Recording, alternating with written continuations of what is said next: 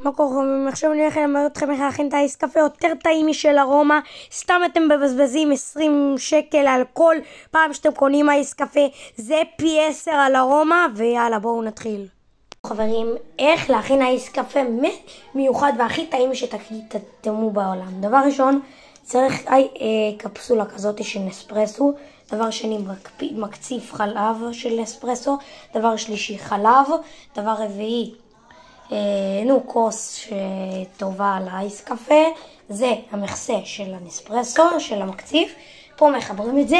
זה איך אומרים? נספרסו. ויאללה, בואו נתחיל בהכנה.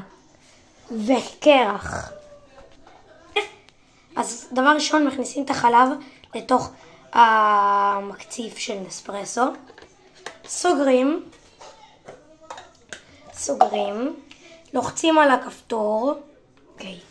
עכשיו אתם רואים, זה מקציף את החלב.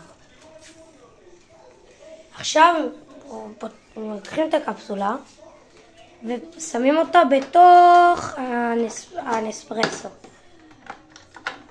לוקחים את זה, מוציאים את זה. לוקחים את המקציף.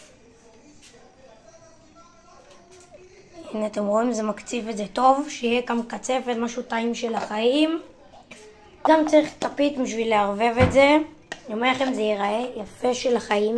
וזה לא רק יפה, זה טעים מאוד מאוד מאוד. זה הרבה יותר טעים מהאייס קפה גרוס. כאילו, אני אומר לכם, ממליץ.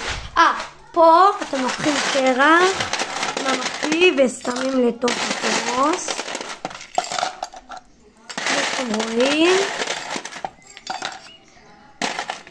אוקיי חברים, זה סיים. עכשיו אנחנו שופכים את המקציף.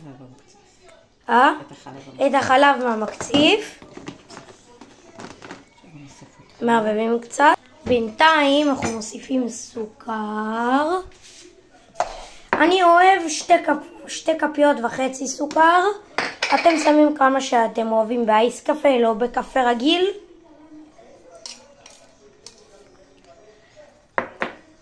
אוקיי. עכשיו לערבב.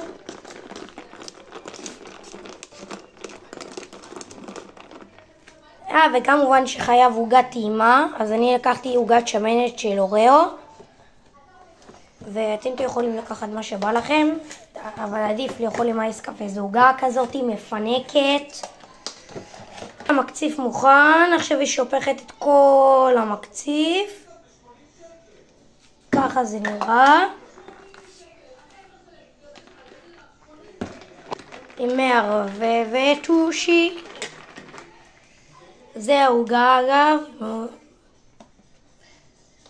מוציאה את כל השאריות לתוך המקציף. היא מכניסה לנספרסו. לוחצת את האייס קפה, לוחצת. עכשיו מוכנים?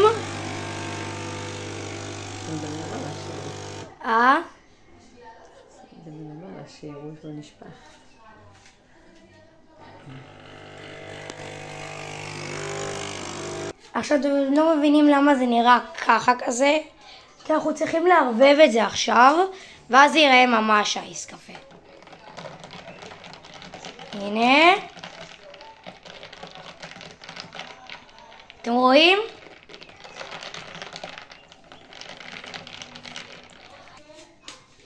שמים. וחברים, זה התוצאה. בואו ניתן. וואו. אני מרגיש כאילו הלכתי לאמריקה. וטעמתי אייס קפה מטורף. אתם רואים, זה נראה ככה מלמעלה, משהו מטורף. אז יאללה, ממליץ לכם מאוד להכין, ויאללה ביי.